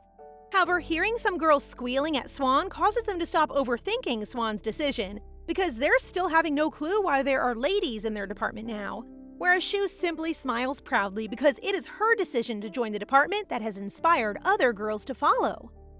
She then looks at Heelei and is confused when she discovers the Crown Prince clutching a tree in the corner. He really does not want to interact with Swan, since the white-haired boy's swordsmanship style irritates him and causes his clothing to shred. He goes on to describe how Swan usually swings his sword wildly and has no concept of how to defend himself, which is why he's so serious about not getting involved with the guy. Speaking of that guy, Swan walks up to them gleefully, twirling his sword and wondering if Heelei is hiding from him when he's overjoyed to meet him. Heelei quickly runs away, so Swan pursues him while continuing to ignore Shu, which irritates her even more because he acts like she does not exist. It has been days, and Shu notices Swan staring at Hess all the time. In the hallway, outside the classroom, and even while they snack in the garden, which leads her to believe that Swan has feelings for Hestia. Today at the field, Shu sees Swan smiling, running away from the traffic light trio because, instead of sparring with them, he slashed their uniforms into a heart shape. Swan then clings to their teacher and claims that the trio is bullying him, which upsets their teacher and prompts him to have a brief conversation with the trio. Now that they've left, there's only Shu and Swan left in the field, which Swan hasn't noticed yet, while Shu glances at him, wondering if he'll still ignore her today. Swan turns around and flinches when he finally sees her, making Shu smirk at what he'll do next. But instead of speaking to her, this guy trembles and runs away. Shu can't believe Swan isn't just avoiding her, but genuinely hating her. My guess is that Swan is secretly in love with our girl and is simply too shy to look at her. During class break, Hestia asks Shu to join her in the store to buy something to drink, and Shu agrees. They stroll down the corridor, Hess giggling as she tells her stories, but she flinches when Shu asks what she thinks about Swanhaden. Hess asks if Shu is interested in the guy, which makes Shu chuckle and reveal that she believes Swan likes her. Hess suddenly gets all serious and furious, telling Shushu that she should never like Swan Hayden. A statement that leaves Shu confused. What makes Hess so protective, though? This side of her is scary, yet so charming. They're now in the classroom, and Hestia is back to her bubbly self, joking with the other girls and noticing Shu has been staring at her. She turns around and sweetly smiles at her bestie, to which Shu reciprocates. However, our girl still finds Hess's earlier actions strange, as it was the first time she had acted so furious. When she questions the reason, Hess returns to her smiling face and pretends to be innocent. Shu feels exhausted from thinking about Hess and Swan Hayden, so she gets up and goes to hang out with the boys to make herself feel better. She cheerfully strolls to their classroom and calls for Cory, but she is surprised to see Swan fighting with Heelay. Swan turns serious and attacks our crown prince with flying origamis, causing Heelay to freeze in place until Cory, my guy, sees Shu. When he calls Shu, Swan crashes on the floor, prompting Cory to get Shushu out of the room. After eating the sweets Cory had given her, Shushu's mood improved, prompting her to declare Cory the best because he immediately recognized her need for something sweet. He is, and you, darling, better not change your mind. Outside the classroom, Cory silently requests that Shushu place her hands in his uniform pocket. When she does, she is taken aback to learn that he has used spatial extension magic there. Cory smiles and tells her she may come to him whenever she wants, because he will always provide her with something to eat. Can these two be the endgame, please? While walking around the campus, Shu spots a man sleeping on a bench with his uniform hiding his face. She then notices a magic video recorder and magic stones on his side, which are extremely expensive, and assumes it must be Heelay. She approaches him and removes the uniform covering his face, only to discover that he is not a black-haired crown prince, but Swan, who looks very handsome in his messy hair and tight black suit. However, the furrow in his brow and his intense stare convinced her that she had upset a dangerous beast. Shu promptly apologizes for being rude, which causes Swan to stand up, concerned by her comments, and likely due to his nervousness about our girl, he trips and falls to the floor. That evening, Shushu asks Hess to help her stretch, hoping that it will make her taller. But Hess becomes uneasy after noticing that the lights on the second-floor classroom are turned on, implying that someone is watching them. Shu allows Hess to wait on the side as she performs her final stretches, but she trips and hurts her ankle, prompting Hess to quickly check on her while Swan jumps from the second floor. Oh my, look who's worried now! Shushu is surprised by Swan's unexpected jump from the balcony with a shirt on his head as Hess looks on disapprovingly and quickly goes to get a first aid kit. Swan offers to help with her ankle, pointing towards it, but she politely refuses, doubting his motives towards her. Still, Swan uses his healing power on her, leaving her speechless as she absorbs his healing magic. She is astounded by the incredible effects of Swan Hayden's magic, which not only heals her ankle but also brings a deep sense of relaxation to her entire body, a sensation she finds difficult to believe. Then, much to her surprise, he removes the bandage from his arm, carefully wraps it around her ankle, hands her some healing potions, and quickly stands up as he advises her to be cautious in the future, leaving her speechless as she gazes at the healing potions in her hands. Yup, I am now positive he likes her. Even so, Hess gives him a disgusted look and tells him he's being foolish as he walks past her, while he does the same to her. I am now really curious what happened to them, but anyway, Swanee guy, you have rivals, my pinky girly and my best boy Cory. Shushu is staring inside her room at the magical potions that Swan has given her. She is certain that he is ignoring her because he despises her, but the way he reacted earlier confuses her, and she sighs, unable to determine his thoughts. She then decides to learn how her friends feel about Swan. First, she goes to Heelay, who tells her that Swan is acting strangely because the guy enjoys bullying others, but he has recently been smiling a lot. Heelay then whispers that he notices Swan is keeping an eye on her, so she should be extra cautious. Next, she seeks Cory's advice, and he assures her that she doesn't need to be concerned about Swan while braiding her hair, as he believes Swan is similar to him. Look how they bond! Guys, meet Mom and Dad! She then asks him to elaborate more so she can understand, but he simply smiles and says Swan is unusual, so she should be cautious. She gazes at her reflection in the mirror, content with the way Cory skillfully braided her hair, and ponders how her two friends share the same perspective on Swan. Interestingly, Aveness is quick to suggest that she distance herself from Swan, which surprises her because she has never been close to him. He pats her head and warns her that Swan is dangerous, emphasizing that if he tries to speak to her, she should notify him, which makes her wonder why everyone is warning her in the same way. Eve then expresses concern over Swan Hayden's recent behavior, but before he can finish, Swan enters the room and dismisses his comments as nonsense. The boys then start bickering, and Swan drags Eve out of the room, leading Shushu to conclude that she shouldn't change her views simply because he helped her once, and since Swan dislikes her, she should avoid him.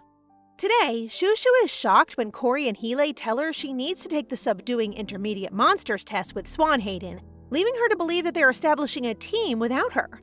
They chuckle and inform her that they will not be taking the test since Cory has been requested to fix the school's magic equipment, which would count as a perfect score on all of his practical tests. Heelay then gently pats her on the head while smirking, as he informs her that he must leave to take the Empire's official qualifying exam for excellence in swordsmanship, and playfully teases her about their skill differences, eagerly anticipating her reaction. Cory gives a strong warning regarding the next subjugation exam, advising her to consider pairing with Swan Hayden. Heelay also agrees, giving her the impression that they really care about her well-being, so she just assures him that she'll think about it, despite her doubts about partnering with Swan. On the day of the exam, the coordinators reiterate the same rules from last time, but warn them to exercise caution as they face intermediate-level monsters, and they will conduct a head count after the test. They notify everyone that if they finish early, they must return to that location rather than the academy, and the buzzer sounds to indicate the start of the exam. The students then begin to confront the different types of monsters that they encounter. Meanwhile, Shushu is constantly on the move, doing her utmost to battle every monster that crosses her path. She is currently gathering the Shahal core to complete her test requirement, and though feeling tired, she takes pride in completing the exam independently, dismissing Cory and Heelay's excessive concerns.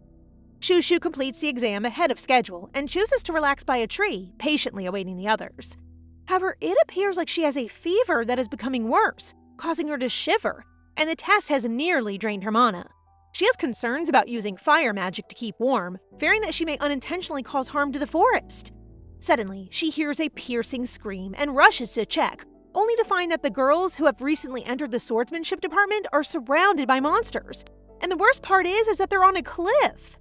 Our girl leaps off and swings her sword, determined to finish the monsters at once with her limited mana, leaving the girls in awe. After defeating the monsters, the girls approach her to express their gratitude, and she instructs them to take the core, prompting the girls to wonder how they may show their gratitude. While engaged in conversation, Shushu unknowingly approaches the edge of the cliff and loses her footing, resulting in an accidental fall. As she falls, her mind is racing with thoughts of her magical abilities, frantically hoping they'll still work, only to be disappointed. She can't believe she'll die like this and regrets not taking Cory and Heelay's advice.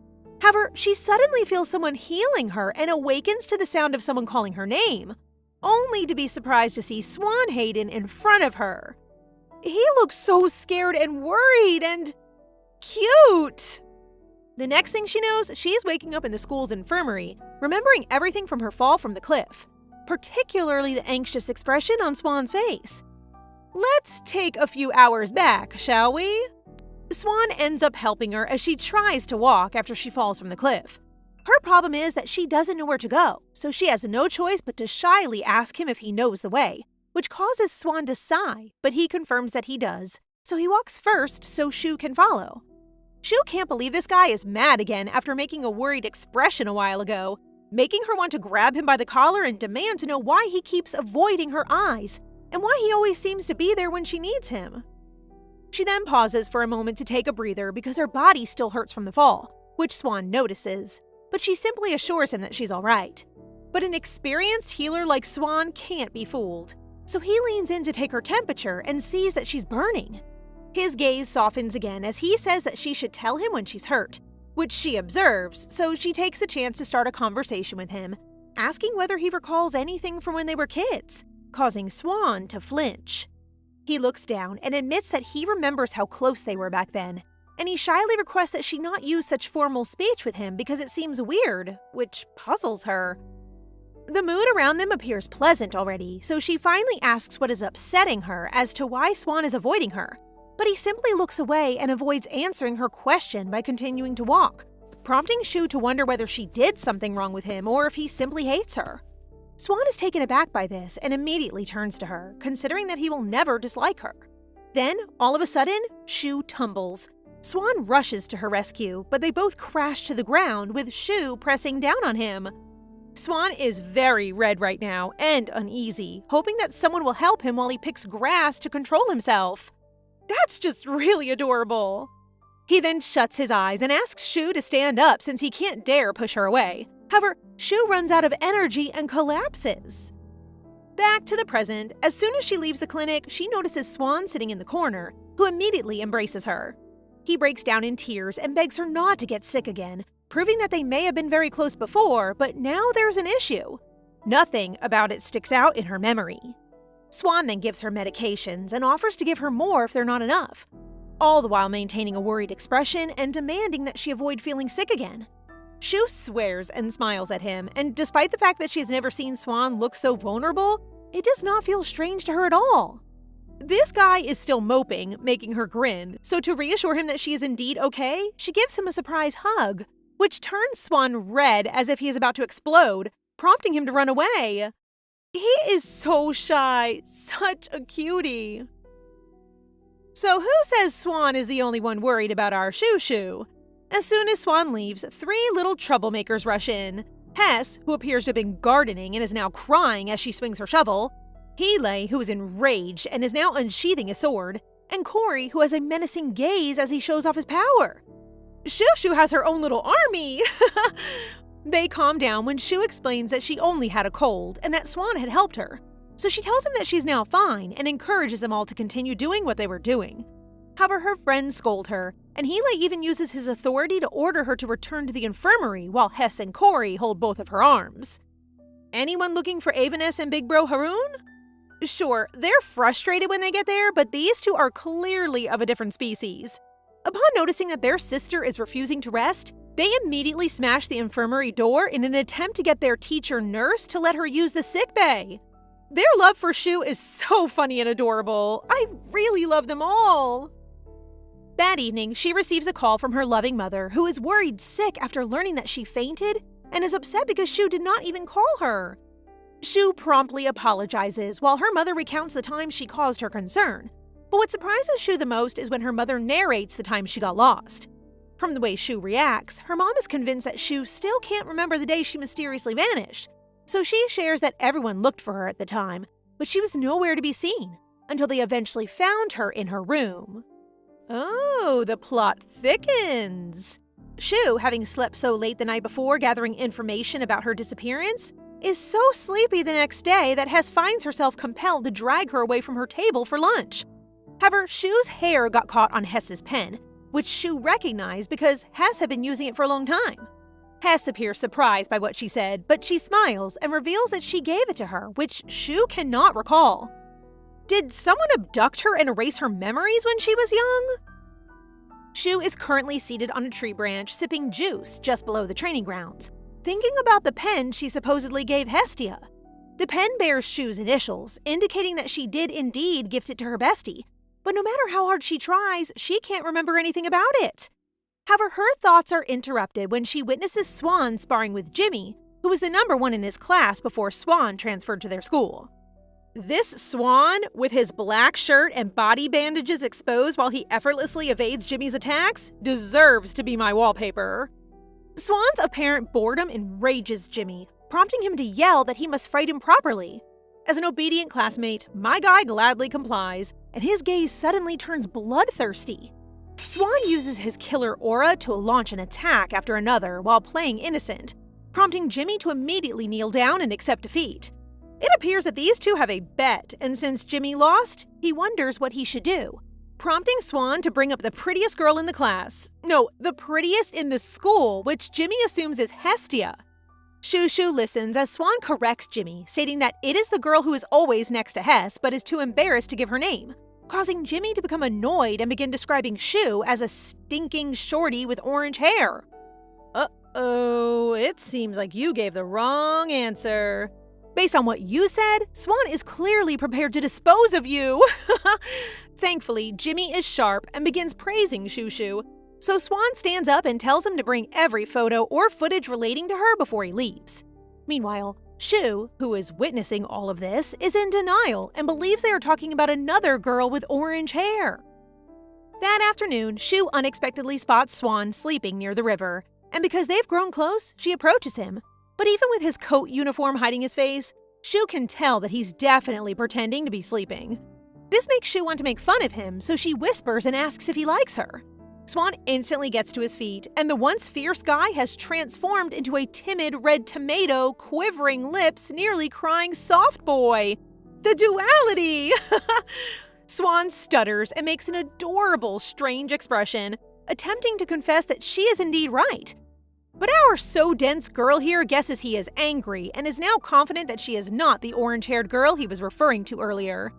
Shu then apologizes, explaining that she is simply playing around to get him awake because she has something to tell him.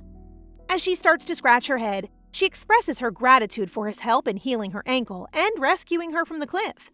Since she has begun to be afraid of Swan due to her belief that he hates her, she has neglected to express her thanks properly. At that moment, she notices his hair in disarray and attempts to tidy it for him, which prompts the lover boy to hide his flushed face. While still holding his face, he declares that he isn't some crazy guy and hopes that she won't be too wary of him, and he notes how hard he worked when she wasn't around. Shu, on the other hand, is at a loss for words because she assumes Swan is referring to something from her lost memory. Swan continues to sulk, arguing that she should praise him for doing his best, prompting Shu to eventually stop him and confess that she has no memories of being close to him. She then assumes that he is aware of the reason behind her memory loss, since, upon investigating, she discovers that the Blanche family not only heals physical injuries, but also has the ability to heal mentally, which suggests that they might be able to manipulate memories as well.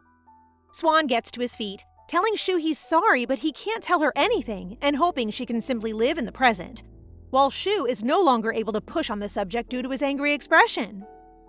Just a few seconds later, Swan is smiling again and hopes that they will become friends again, and he heads back to class first. Swan has returned to his dorm room and recalls yelling at a Duke, begging him to save a child, motivating him to swear never to tell Shu anything. I'm not sure what's going on, but I'm sure something dark happened when they were younger. Swan is still thinking about it, unaware that his roommate, Aveness, is around and enjoys looking at his glum expression. Eve then points to the document on Swan's desk, explaining that it is the favor he has requested in compensation for previously helping him in the basement. Swan, on the other hand, becomes increasingly agitated as he opens whatever document it is, while Eve gladly confirms that it's the images of Shu that he requested. He gushes about how cute its curly orange fur is and reveals that he adopted it since the images are not of Shu we know, but of Eve's adorable orange dog. This guy took Shu's advice to get a dog, and an orange one at that. Swan is now enraged, prompting Eve to escape through their window, but before he does, he suggests Swan quit worrying about Shu. Eve then frankly warns Swan that the Blanche family is known for being heartless, and while Swan appears angelic, he knows he is a mess, so Eve urges him to stay away from Shu. Swan dislikes Eve's close relationship with Shu and claims that he has no right to tell him what to do, prompting Eve to strike a cool pose and proclaim that he is Shu's most amazing and gorgeous older brother. After his awful confession, the room fell into complete silence until Swan smacked him with a book. After fake big bro Eve leaves, Swan sighs and admits that what Eve claimed earlier is true. All of the Blanche family's dukes have gone insane as a result of the severe training required to become heirs. To develop a tremendous healing skill that can even save someone on the verge of death, the family's heir must be tortured nearly every day. Why? So they can push the limits of their natural healing abilities. And because cruelty must be continuous, the heir is left with only resentment and anger. There was a previous case where an heir murdered the previous generation shortly after inheriting the title. A situation Swan understands because no one can ever return to normal after years of suffering. Swan then examines his own bandaged body and believes that he would have done the same thing. But he was fortunate that his father became unstable, enabling him to meet Shu. Yes, it's time for some backstory. 7 years ago, Swan's father, Duke Blanche, spoke to him for the first time and unexpectedly brought him to the West family, Shu's family. His father always leaves him at the West's training area, and their butler will come to pick him up once his father and Baron West have finished their meeting. Young Swan is furious because he can't believe his father will drag him to another house while he's in so much pain. But looking at the vast sky, He realizes that being out in the field is better than being cooped up in a room. As a result, he vents his frustration by striking the wooden dummy as young Shushu and Hestia appear. The two girls introduce themselves, but because Swan did not look at them, they decide to play by themselves on the sidelines. Swan glances at them and hates that they're having fun while he is experiencing nothing but suffering. Swan's unstable mentality caused him to lose control of his magic, resulting in his wounds opening and his hand oozing blood. So Shu frantically checks on him, but he only screams and tells her to leave. Okay, not a good encounter, I guess. So guys, what do you think of this story so far? Please subscribe and turn on notifications for updates on this and all our other stories, so you can be the first to find out when they're out. Thank you so much for your support. See you in the next one!